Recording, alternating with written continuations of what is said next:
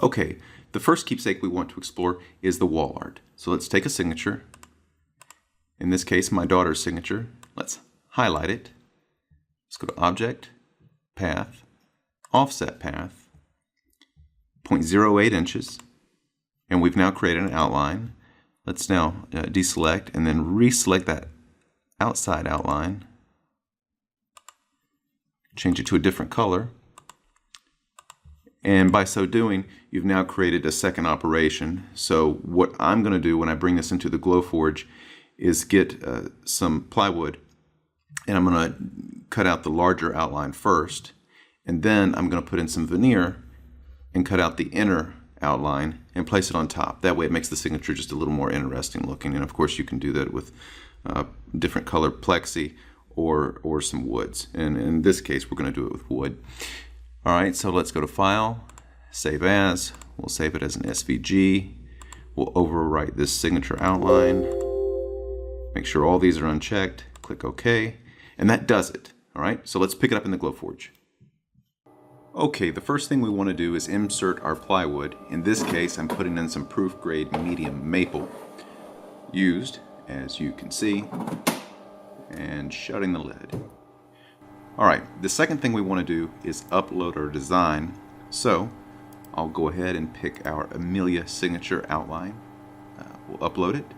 Hang tight while the Glowforge does its thing, processing and rendering the design. Once the design is loaded, we'll want to zoom out and enlarge it to take up as much space as possible. So I'm going to bring it down and enlarge it, bring it out. See if I can't get it just right. Then we'll want to go over to this area, which will be my veneer layer, and ignore it so that it will not cut that yet. We simply just want to cut the background layer. And it'll be set, of course, to proof grade settings. Then we'll go over to the print button after I enlarge it a bit. Actually, what I want to do right now, if I can real quick, is just enlarge it just a little bit more. Then we'll go to the print button, click it, scan our material. Of course, we'll speed this up a little bit so it won't take quite as long. It's going to take 3 minutes and 48 seconds. We'll press the Glowforge button, and we're off. Look at it go. Alright, we're done. That was really fast. We'll open up the hatch and take out our wood along with our signature and the various crumbs that it will leave behind. And then what we want to do is to put in our veneer. Now I want to remind you all to keep your veneers flat. I did not keep my veneer flat and it bowed, and so I had to put some magnets down to try to straighten the bow out. It didn't do a great job, but everything cut through and worked out okay. So again, keep your veneers flat and it'll make for much easier cutting. Alright, so let's move on. Let's get the signature, center it. I'm going to push it a little bit more to the top. And then what we're going to want to do is go to our layer where it's set to ignore, and we want to actually change that to a proof grade cut. As you'll see here, I will fumble around a little bit, not knowing what I'm doing, I guess. I'm not quite sure.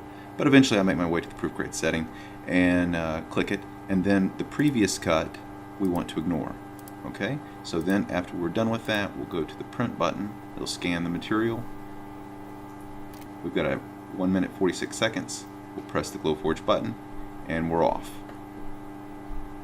Here we go.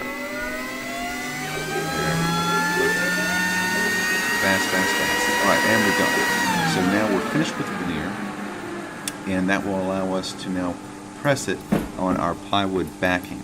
Now what I forgot to do was press the record button, so you do not, unfortunately, get to see me weed the product, take the stickers off or the decals off, and place the actual veneer on the wood. I did not record that, I apologize, but you do have a finished product and it looks pretty good. Okay, it's much nicer than just a single signature. Having this double layer really makes it stand out. It looks good on walls. Of course, you can make smaller versions of this and put it on your child's door like we did, and it looks really nice. Okay, this brings us to the end of our wall art tutorial. The next thing we're going to tackle is a personalized pencil. See you there.